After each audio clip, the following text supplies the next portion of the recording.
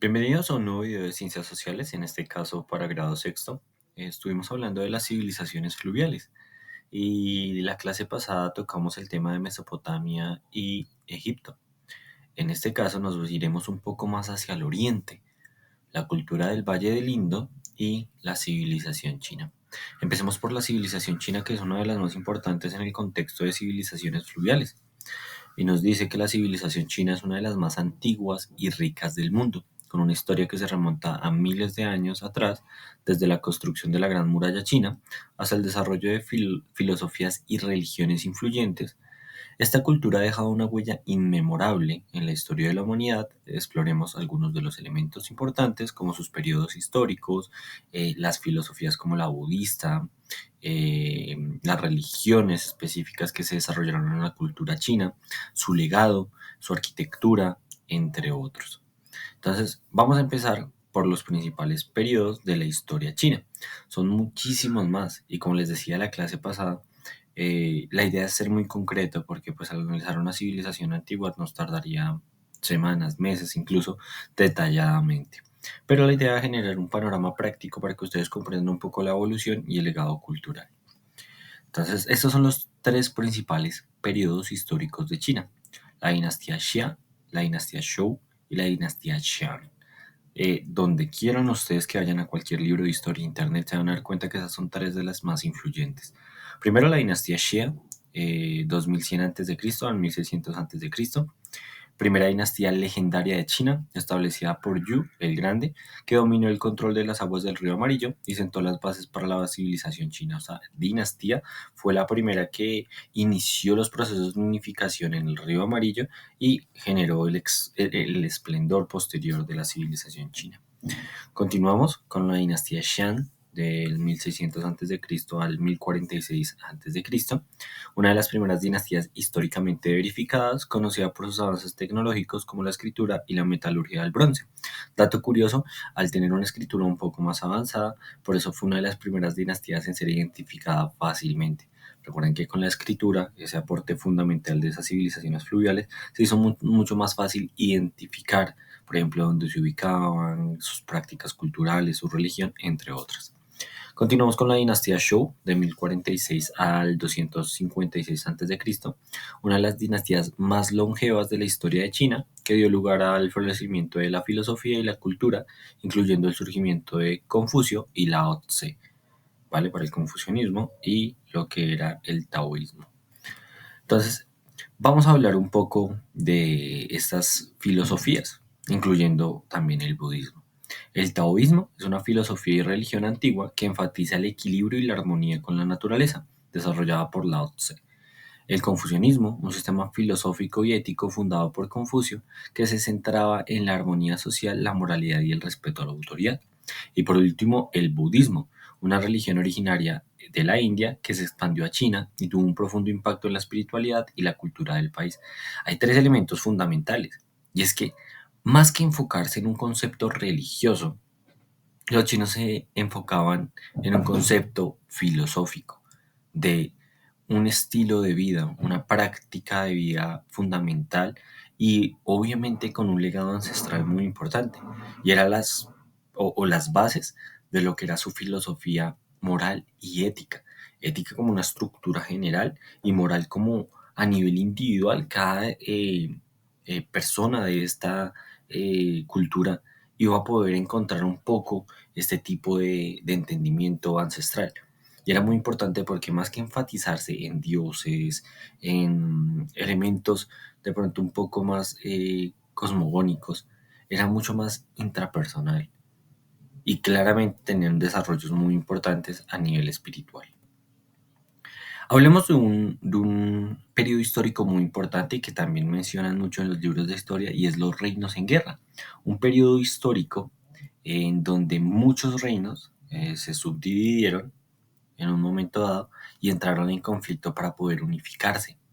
Entonces, hablemos de los periodos de los reinos combatientes. Un periodo de intensa lucha entre varios estados rivales por el dominio político y territorial, que marcó el fin de la dinastía Zhou y sentó las bases para la unificación de China. Ascenso de Qin Shi Huang, el líder de la dinastía Qin, que logró unificar China bajo su gobierno y se convirtió en el primer emperador de China. Ahí vemos que después de pasar esos periodos históricos hay un momento crucial, y es que hay un punto de inflexión en donde hay muchos reinos, ¿vale? Pero no hay un dominio unificado general. Y es hasta el ascenso de Qin Shi Huang, de la dinastía Qin, que se puede unificar y hablar de un emperador que está dominando y unificando todos los reinos, una sola economía, grandes ciudades, el esplendor imperial, entre otros. ¿Qué legado nos deja la unificación?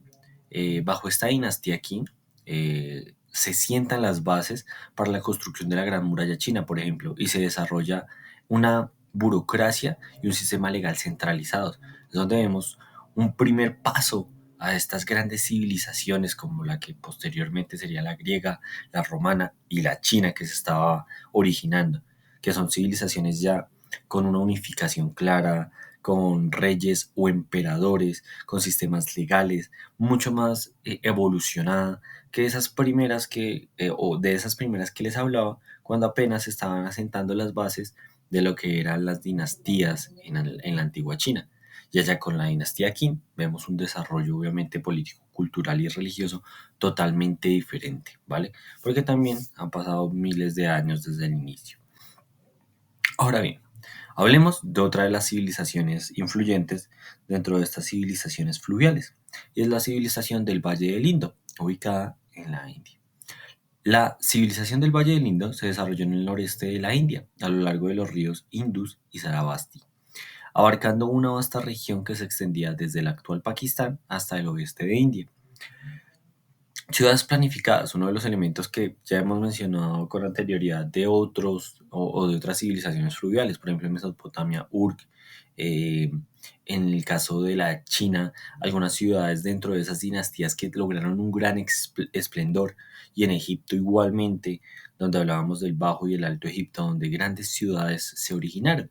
La India también fue una civilización que dio origen a estas ciudades planificadas.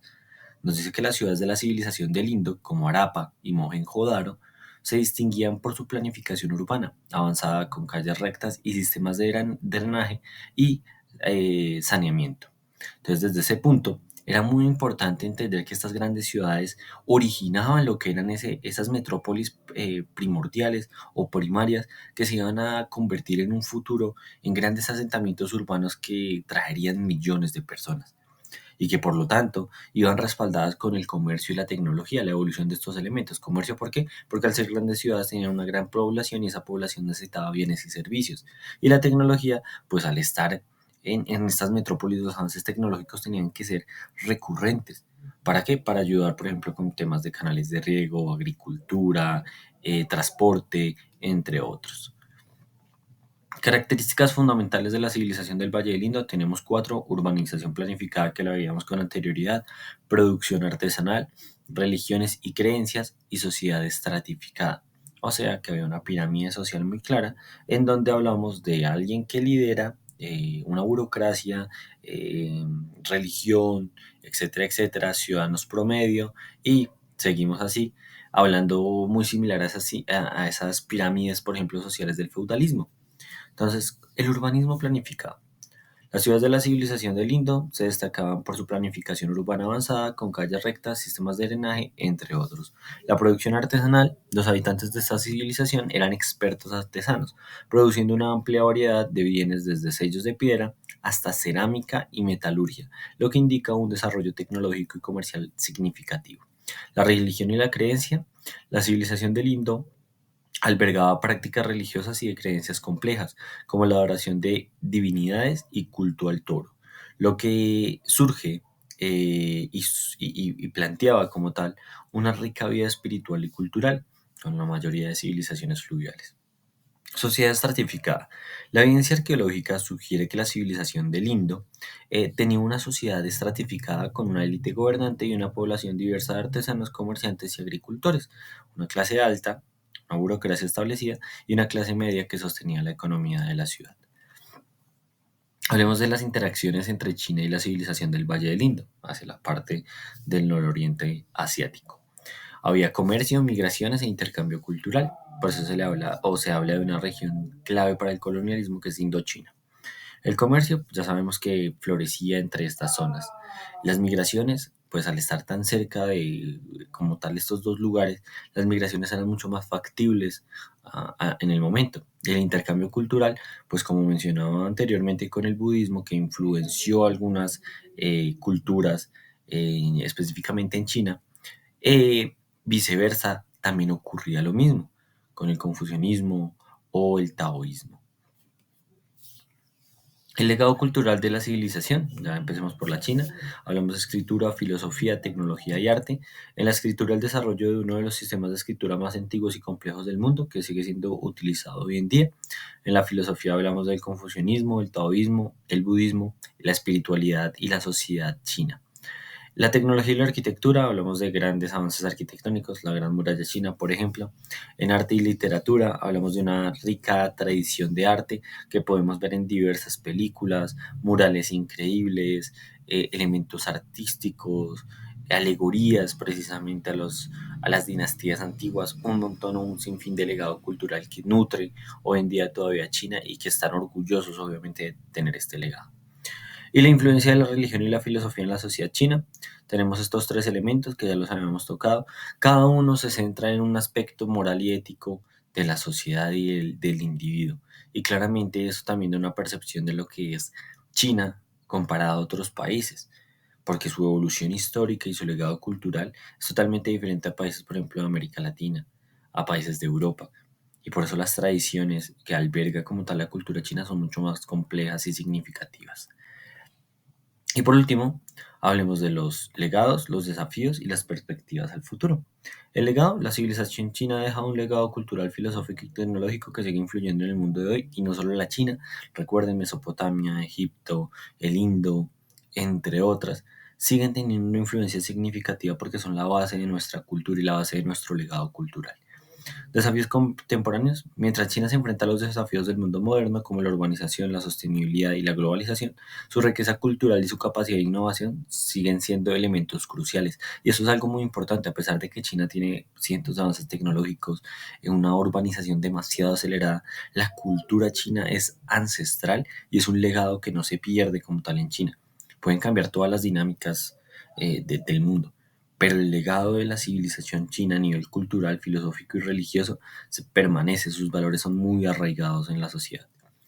Y como tal, desde perspectivas a futuro, se puede entender que esa corresponsabilidad de ser una de las civilizaciones fluviales más importantes que existió en la historia, con un legado tan rico a nivel artístico, filosófico, religioso, entre otras, pues deja obviamente una perspectiva de que es una civilización que se fundó hace mucho y que sigue vigente como tal su legado cultural. Vale, chicos, muchísimas gracias. Espero tengan en cuenta esta videotutoría y revisen siempre su material de apoyo y revisen sus asignaciones para cumplir con las entregas. Muchísimas gracias.